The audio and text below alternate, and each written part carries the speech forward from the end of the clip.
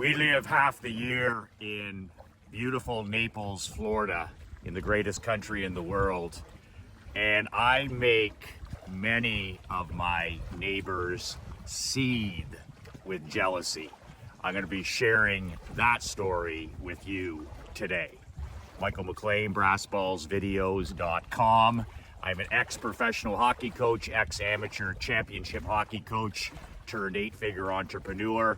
I'm a husband, a father, and a small business owner just like you. What an incredible time of year. We are in peak autumn out here north of the border on the lake. As you can see behind me, the trees have turned, and what a gorgeous, gorgeous time of year to be outside in Mother Nature and enjoying these spectacular, spectacular cooler days on the lake. You can actually download a free copy of my brand new book, 5 Ways to Unfuck Your Life in the Next 30 Days. It's a simple 22-page book. I wrote it 3 months ago. It's a PDF. You put in your email at brassballsvideos.com. The link is below, and I'll send you the book within 5 minutes. It's only 22 pages. You can read it in probably 10 to 15 minutes. If that's your cup of coffee, then so be it. I wrote this book for champions, not for chumps, for winners, not for losers. And if that's something you're interested in, the link is below, brassballsvideos.com. So how I make, and how you can make your neighbors jealous, seething with jealousy. It's interesting. My wife Krista and my daughter Emery and myself, we moved to Naples, Florida 4 years ago during the lockdowns here in Canada. All the schools were closed, the restaurants were closed, my barbershop business was closed. My daughter couldn't go to birthday parties, she couldn't go to the hockey rink, she couldn't live her life. So we packed up after Christmas 4 years ago, and we literally never been to Naples before in our lives. We just said, we're getting out of here. We need to go to the land of the free. And we hopped on a jet, and we put the dog on the jet, and 3-4 hours later, we were at the Naples airport, and we literally started a new life after the pandemic. And we loved it so much. We were renting a house in Naples. We loved it so much in Florida, in Naples, in America, that we decided to buy a home there before we even left. And we've been there ever since. We own a home in Naples. We're there for 4 to 5 months each year. We go there several times a year. I'm heading there next week after my Orlando mastermind. And we're just so grateful that we get to live in the greatest country in the world for part of the year. We're so grateful we get to live in the state of Florida. We're so grateful that we get to experience that type of weather and that type of environment in the winter. And we're just grateful to be around the energy that's Naples. There's a great saying my dad always says, my 91-year young dad always says, he says, son, winners want people to win, losers want people to lose. And one of the biggest things I noticed between here in Canada, we've basically slipped into socialism right here now. I mean, our country is a mess under the lack of leadership of a guy like Justin Trudeau. We've been putting up with Trudeau now for 9 years. So our once great country here in Canada has slipped into victim culture, socialism, like a lot of countries have. Venezuela, Greece, Canada is part of that now. We don't know how to treat our military. We don't know how to treat our entrepreneurs. We don't know how to treat our police officers, our firefighters, our first responders. It's a victim culture here in Canada. And like in America, it needs to be reversed. We're right at the cliff. We're right at the cliff. If we don't get this straightened around, if we don't boot Trudeau out in the next year or two, there's no coming back. The victim culture is that strong in our schools, with our sports. You know what I'm talking about. Me. Selfishness, entitlement, a handout all the time. So we got to get our act together here north of the border. So we're extremely grateful that we get a shot of Naples every year. When I'm in Naples and I go to Dunkin' Donuts every morning and grab my coffee, like I'm rubbing shoulders with millionaires. I'm rubbing shoulders sometimes with a billionaire, and you can never tell, right? Everybody's in shorts and a t-shirt, and it's really hard to tell until you speak to the people. But there is so much wealth and abundance in Naples, it's unbelievable. But what I really notice about the people in Naples especially is they're winners who want other people to win. They believe in abundance. They believe that this is the greatest time in history to be alive. They love America. They love entrepreneurship. They love capitalism. And they're interested in what a guy like me from the Great White North is up to. And this is sometimes where I actually unintentionally make them seethe with jealousy, because, you know, where we live in a gated community in Naples, and everybody's got $100,000 vehicles, everybody's got multi-million-dollar homes, everybody's got boats and yachts and jet skis. There's no shortage of wealth, money, wealth in Naples. Everywhere you go, it is the most super affluent of the most super affluent. But here's the thing, when my neighbors or people in our community or people I play pickleball with or golf with, it's so funny, they always ask me, you know, what do you do, Michael? What do you do? Your license plate, my Escalade license plate says Kingmaker. Kingmaker. So that's one of the best hooks ever. So all my neighbors, they always come up and they always comment, what's Kingmaker? And I'm like, that's my job. I said, I make men like you, elite, driven, and generous men. I make men heroes in their own home. I make great men heroes in their own home. And this just rocks them back, right? Because these guys are worth millions, and in some cases they're worth more. They're like worth billions. But that's when the true serum comes out, because these guys, they're not heroes in their own home. Most of these super wealthy people are not. There's no applause at home. And whether we sit down and have a cup of coffee or we sit down and have a sandwich, whatever it is, they'll start to tell me immediately, you know, about their marriage. They're disconnected from their queen. They're on their second marriage, their third marriage. Then they'll talk about their children. You know, their children don't come home at Christmas. Their children don't come home at Thanksgiving. They're disconnected from themselves. They're not in the physical shape, all kinds of different things, but they're not heroes in their own home. And what fascinates them about me is, first of all, I'm Canadian. Second of all, I got that license plate Kingmaker. And then they never see me working. So they see me, you know, heading out at 6 a.m. every morning to shoot, you know, to go for my road work, my 10,000 steps. Then they see me, you know, coming back from Dunkin' Donuts with my coffee. They see me sitting out by the pool reading.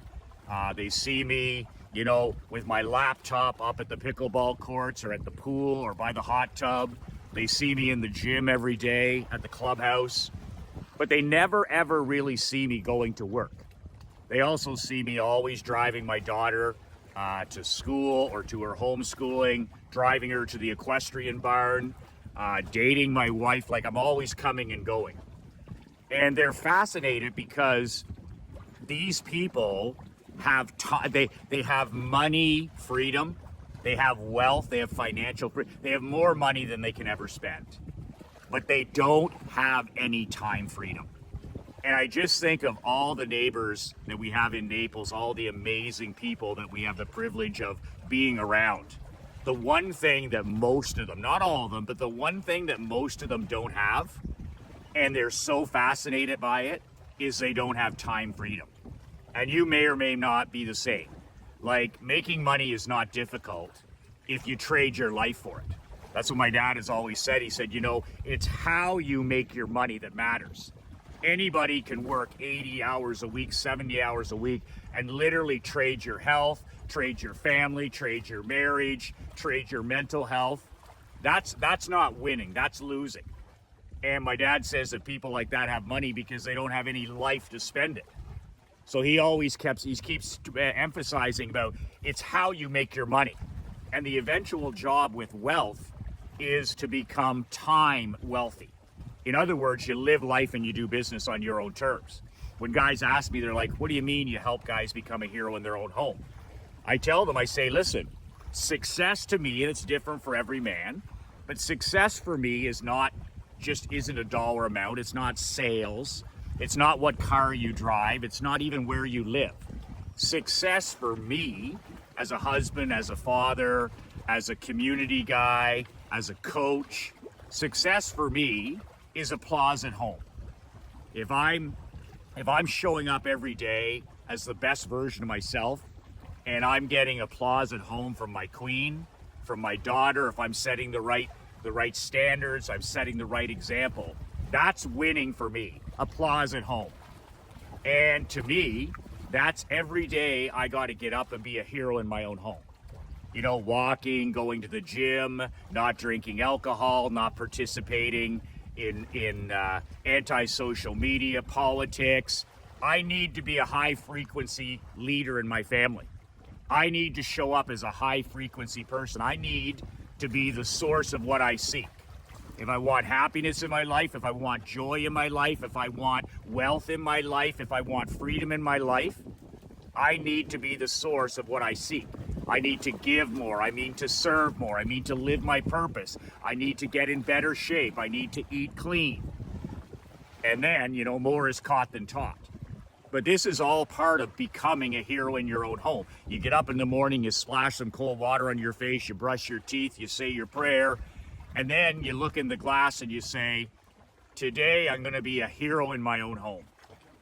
And I don't care how much money, I'm not impressed by, I've worked with millionaires, I've worked with guys that have more money than God. I've actually consulted with one billionaire a decade ago for about 4 months.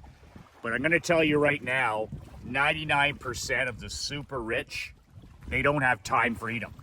Another thing that makes my neighbors seethe with jealousy, or anybody that I associate with, is they're like, Michael, I never ever see you on your phone. And I'm like, well, the reason you don't see me on my phone is I don't carry a cell phone. I don't carry a cell phone unless my wife needs me to be connected. When I drive my kid to school, when I coach hockey, when I coach skating, when I, go to the grocery, whatever it is I'm doing, date night, I don't have my phone. I don't carry my phone. So they're fascinated. These are some of the wealthiest people you could ever imagine. And, we'll take a boat cruise with our neighborhood. We'll go out to dinner. And these people are tethered to their phones. Not when they sit with me, they're not. But when you watch people, it's a Saturday night, a Sunday afternoon, and they're on their fucking phone. To me, that's a prison. That's a self-made prison. That's not winning. That's losing. The hell are you doing on a Sunday afternoon? You're not talking to your queen. You're not talking to your kids. You're not talking to your grandkids, and you're on your phone, and you're sending a message to the people in your world as king that whatever the fuck you have going on in your phone, pro sports, gambling, porn, anti-social media, whatever the rat poison is, you don't fool me, is more important than your queen, your kids, your grandkids, and the people you're with. So I pay no attention to any of it. I don't pay any attention to politics. I don't pay any attention to the fake news. I don't pay any attention to social media because, I want to be a hero in my own home. And I can't be a hero in my own home if I'm not mentally present in my home. But I get that question all the time. It's like, Michael, I never see you on your phone. I never see you. And they ask me how many hours a day I work. And I'm like, well, it depends. Anywhere from 1 to 5. But I usually fall in around 3 hours. I'm done working after the first 3 hours of the day. 6 to 7, 7 to 8, 8 to 9. And then I've done my 3 things, my walking, my writing, and my reading. And I said, most days I'm done. I may shoot a video. I may call Marc-Andre to talk about something. But other than that, 3 hours a day, sometimes more, sometimes less. And I have time freedom. I have time wealth. I have time wealth. And these guys, they have more money than I do, but I'm sitting there going, I have more money than I can ever spend. So I'm not willing to trade any of my autonomy. I'm not willing to trade any of my personal sovereignty. When Kristen and I decided to get married, we made a commitment to each other to invest in our relationship. When we decided to become parents 11, almost 12 years ago, we made a commitment to raise a lion or a lioness, in this case, a lioness. And, you know, 2 words, be there. And so I'm not willing to trade any of my autonomy, any of my personal sovereignty. I'm not willing to trade my freedom in Canada. I'm not willing to trade my freedom in Naples. I'm not willing to do any of that stuff. I have a business that generates $1 million plus a year. I work with somebody I respect, my business partner, Mark Andre. I have a marriage that's on fire because I work at it every day. I have a special connection and relationship with my daughter. I get to coach kids in power skating. I mean, I can come and go as I please. And this is like, you know, the neighbors can have all this stuff and all these things and all this debt. And I'm like, they just see me and they're like, how do you do it, Michael? I never see you on your phone. I never see you in a hurry. You're got both feet in today. You're mentally, you know, you're where your feet are. And you seem like a really healthy and grateful guy. And I watch some of your videos and I'm like, that to me is what it's all about, is time freedom.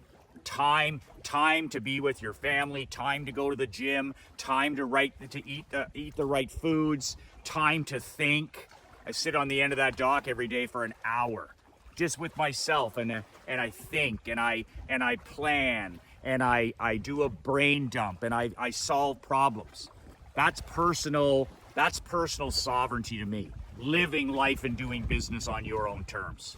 If you want to make, you know, your rivals or your enemies or your competitors or even your neighbors jealous, be a man who lives with personal sovereignty.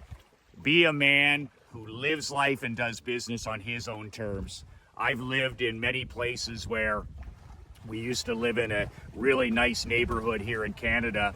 Great neighbors on both sides, but they would see me on the back deck sitting there with my MacBook for a couple hours every morning.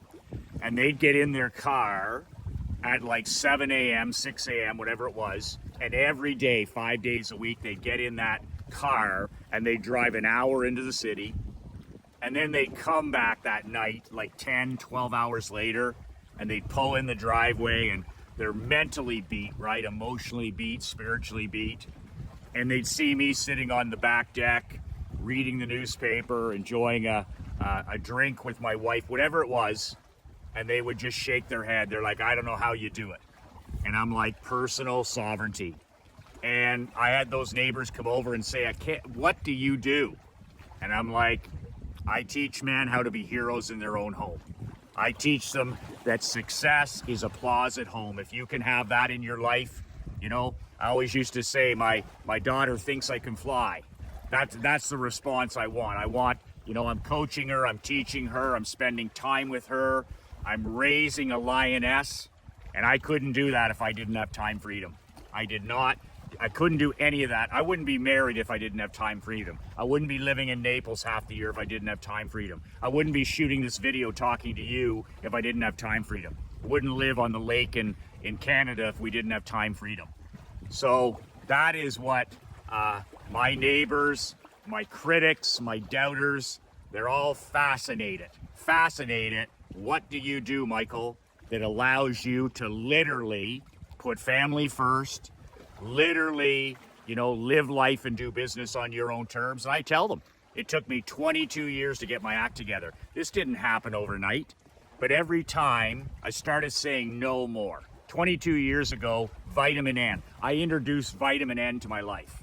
What's vitamin N? Vitamin N is no to almost everything.